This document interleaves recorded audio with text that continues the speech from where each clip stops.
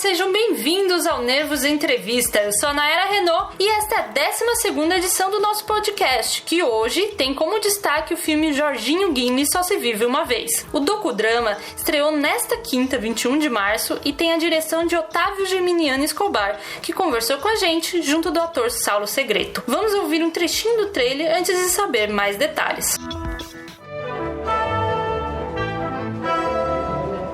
Esse rapaz é da família dona do Copacabana Palace, diziam. As pessoas me apresentavam assim e as portas iam se abrindo. Hello to everyone. Eu acho que o Jorge Guinle é uma espécie de talismã de toda uma época do Rio de Janeiro, do Brasil, onde as pessoas andavam de luva, de chapéu. É outra época. Ainda temos bastante caviar. Georges, heure de prendre l'allemand. Pourquoi? Nossa família não pode depender jamais do suprimento de eletricidade do inimigo. Deu pra perceber a mistura dos depoimentos com a dramatização, né? Na entrevista, o diretor Otávio Escobar falou justamente da estrutura de seu filme nessa junção de documentário e ficção, além do contato com os filhos de Jorginho Guinle, um dos herdeiros de uma das famílias mais poderosas e ricas do Brasil na primeira metade do século XX, mas que ficou como símbolo da falência financeira do clã. Quem o interpreta nos momentos ficcionais é o ator Saulo Segreto, que comentou sobre o processo de construção do personagem em seu primeiro grande papel no cinema. Isso e muito mais você confere a partir de agora na entrevista, que ainda tem a participação especial da produtora Marilene Andrade.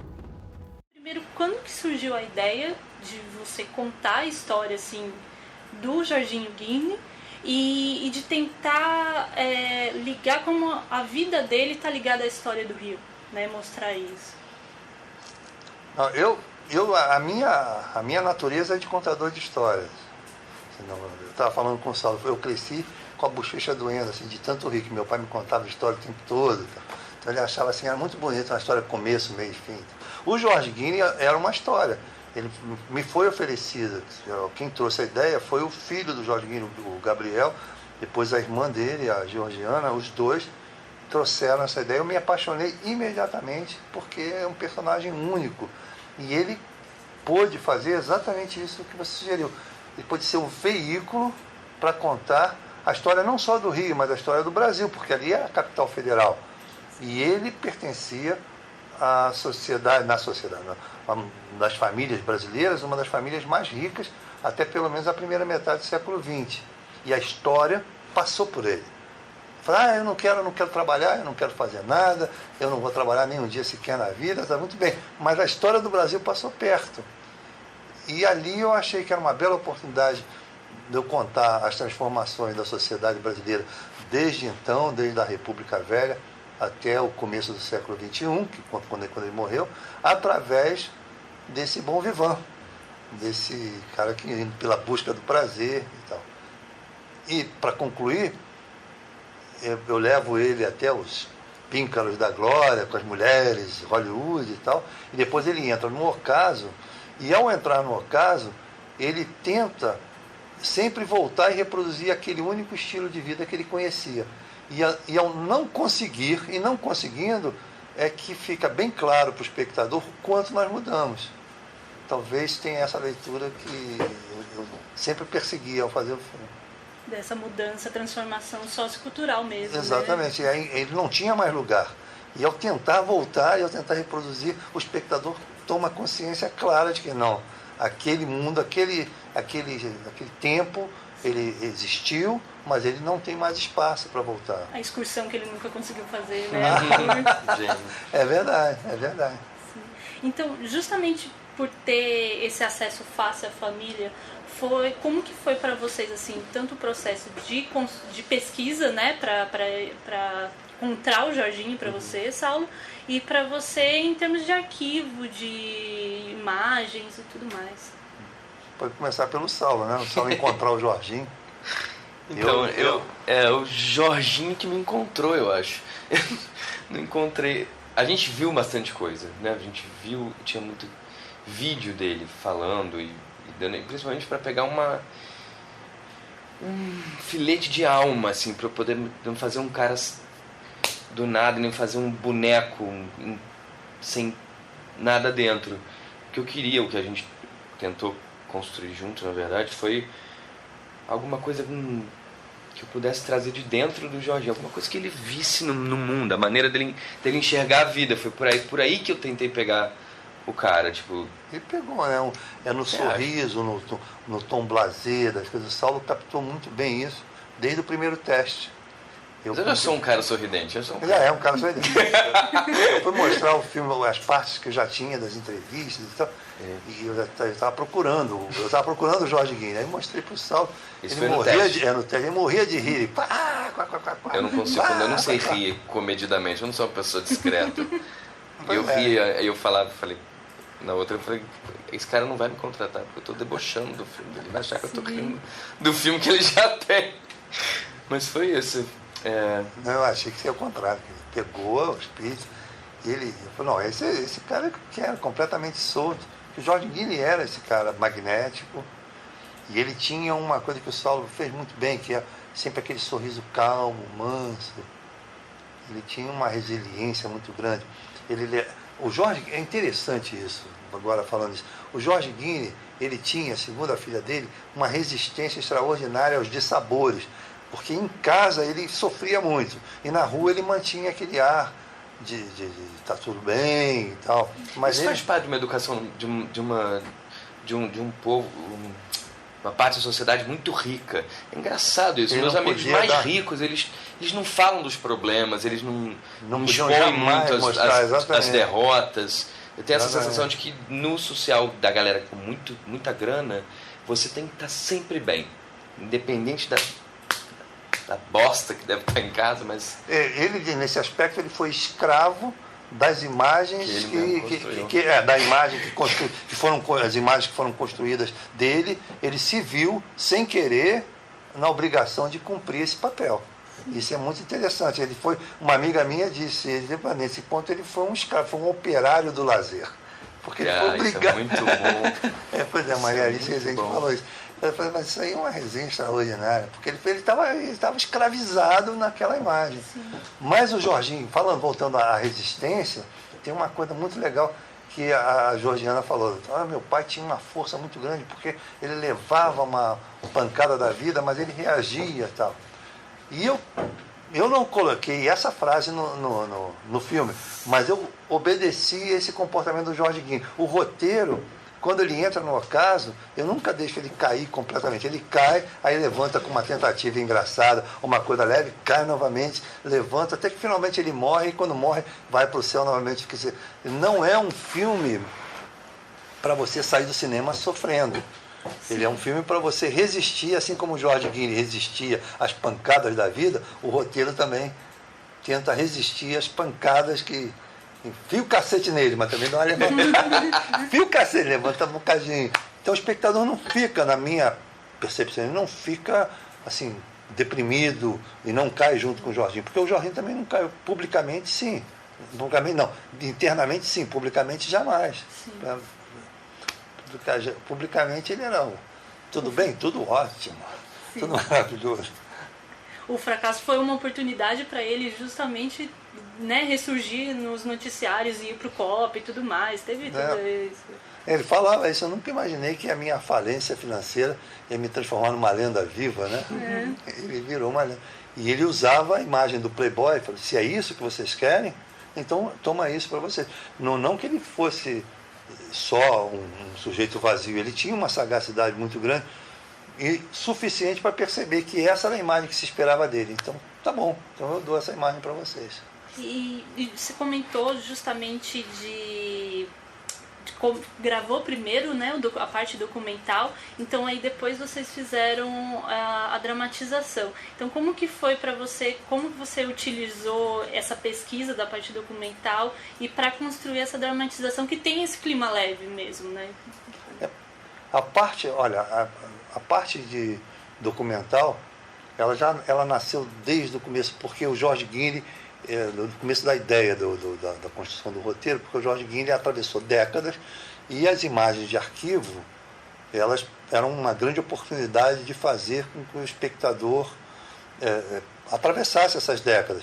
E aí ficou claro para mim, depois de um tempo olhando o material, que nós iríamos basear a história do George Guinley em 4 colunas de sustentação, em 4 pilares.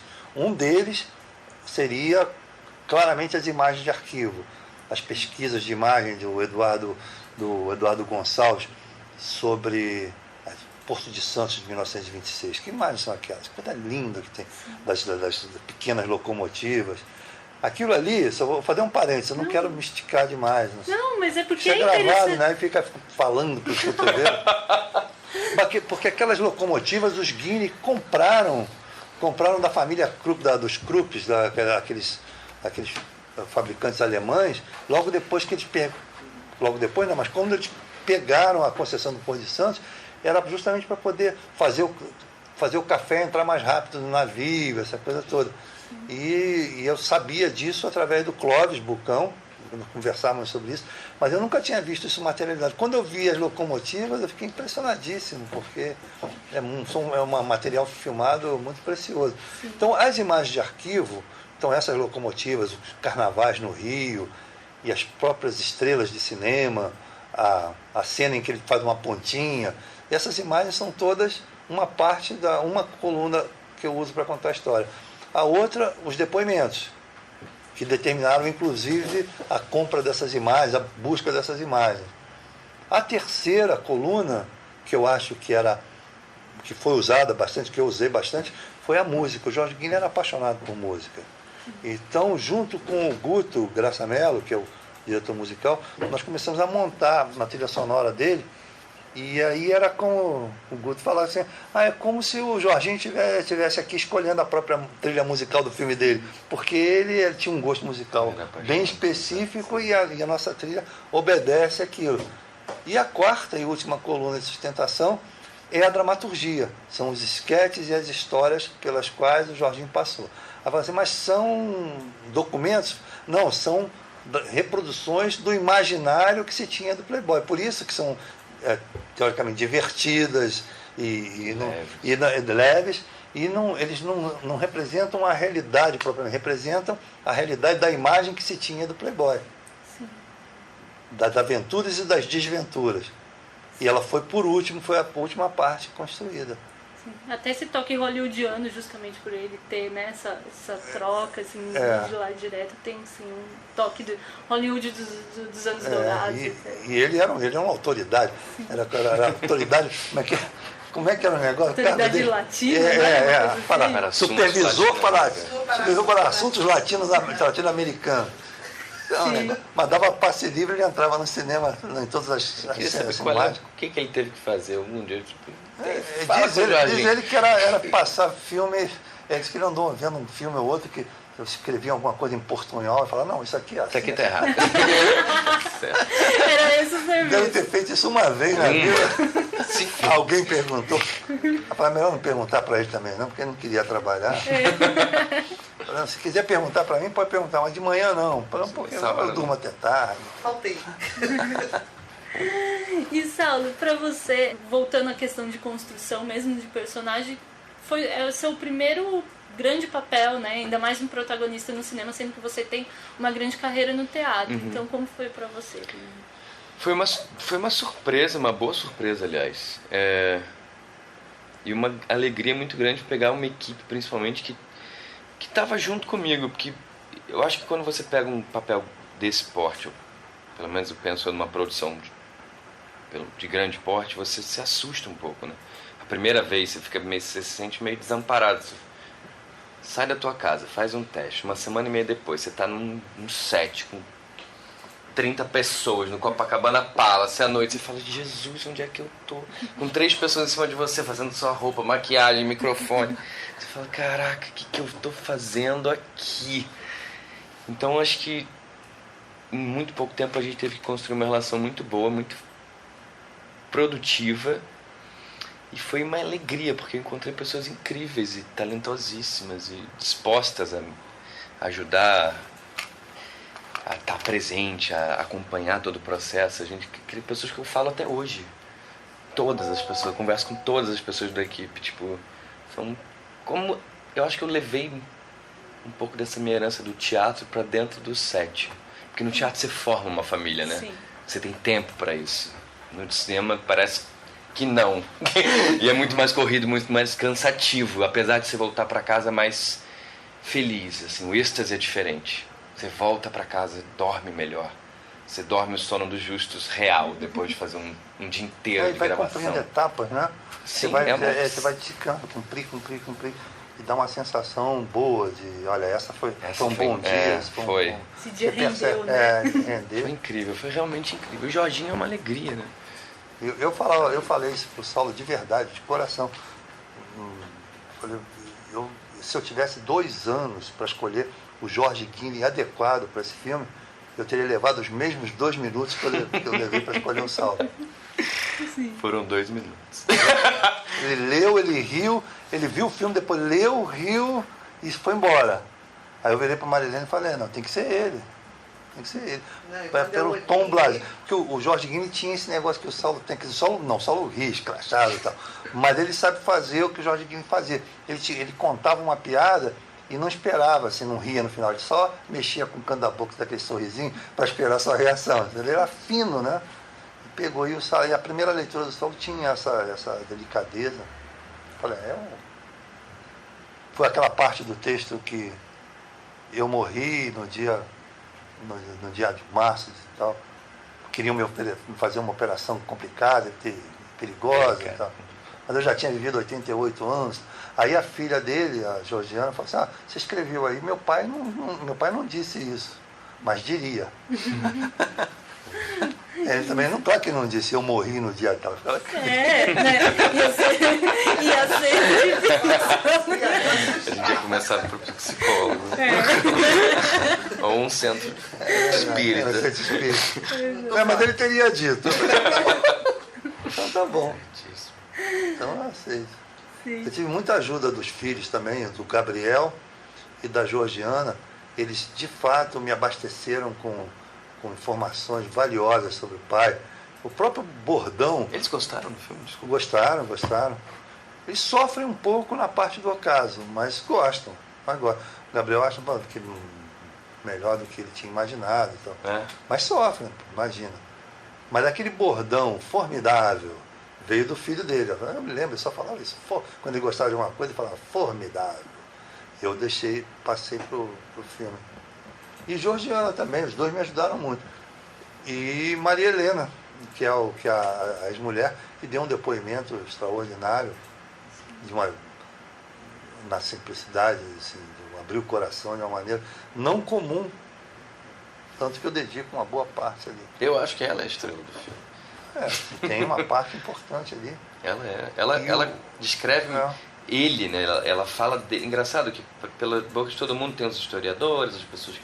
Mas quando ela fala dele, parece que ela foi a pessoa que mais conheceu o Jorginho. Ela destranca. É engraçado, vai no afeto mesmo. Aí você verdade. começa a entender um pouco da vida. Caraca. É verdade. E ele tem esse formato, ele não é tão tradicional, mas é legal, porque nós tivemos a parceria da Pandora, que é importante. Eles compraram essa ideia.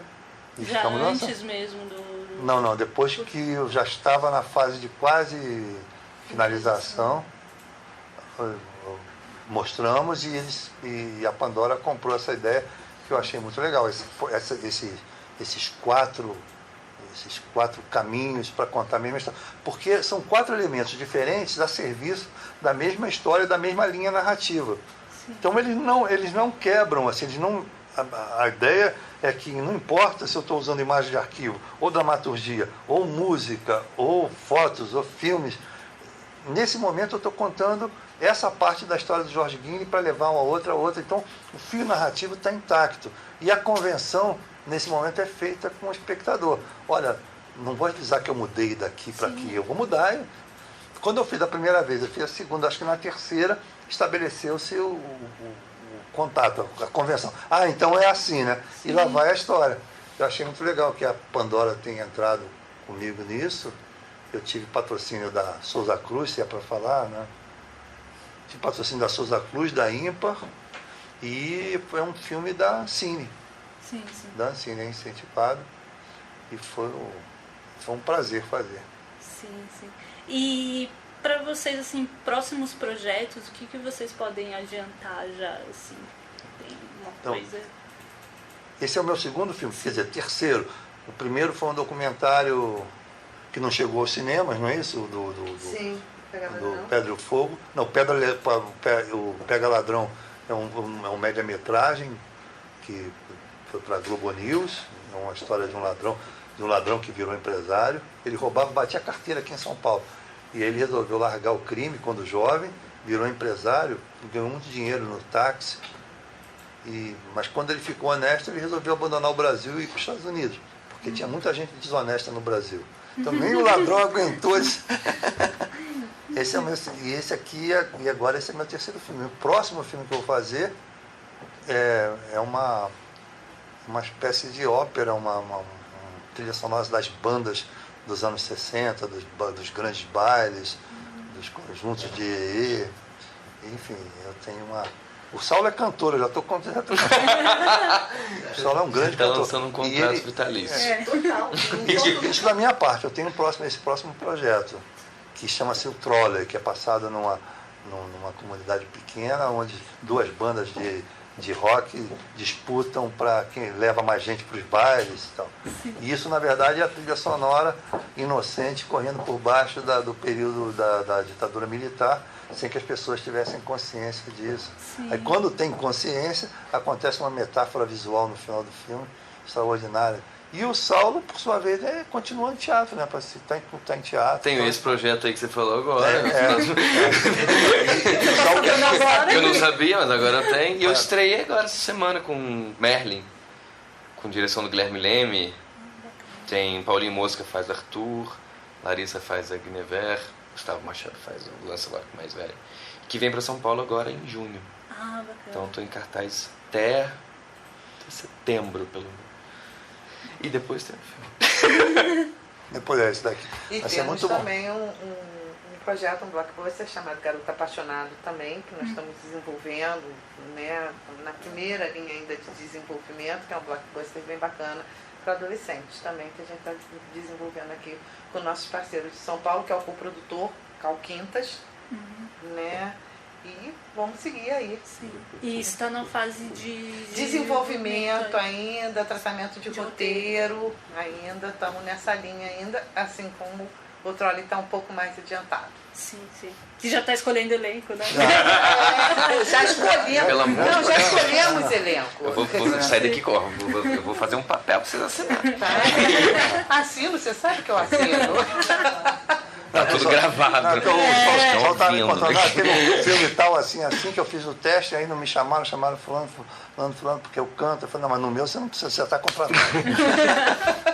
Mas foi uma experiência muito boa trabalhar com o Saulo, muito talentoso. Então, eu elogio pelo prazer de elogiar. Eu vou sair para você falar a verdade, Alberto. Não, você tem um talento extraordinário, um equilíbrio entre... Porque o personagem, existe uma certa... A dramaturgia desse filme é contida, ela não é solta, ela é resumida em pequenos astros e pequenos gestos e poucas palavras. Sim. Então a força dramática tem que estar condensada ali. Até porque muitas vezes eu trato a dramaturgia como eu trato o material de arquivo. Ele tem um caráter assim documental, que é o meu universo. Eu sou jornalista, eu venho desse universo, mas eu vou trabalhar com isso que eu me sinto confortável. E a parte de dramaturgia, eu tenho, no Saulo eu tive muito conforto, porque ele não deixava escapar o personagem, não deixava... Eu estou elogiando porque eu já elogiei outras vezes, então não é porque eu estou na sua frente, já elogiei. É bom. E eu já recebi muitos comentários assim, a dramaturgia é interessante, né? Porque ela está contida, está segura, não tem exageros. Não, porque as expressões resolvem, as falas tranquilas. Não é? Não, isso é vantagem do cinema também. No teatro talvez você tenha que pegar e abrir a voz. Não, tal. Isso é uma... Agora, no cinema você fala baixinho. Maluquice que as pessoas inventam de que no teatro tem que ser grande.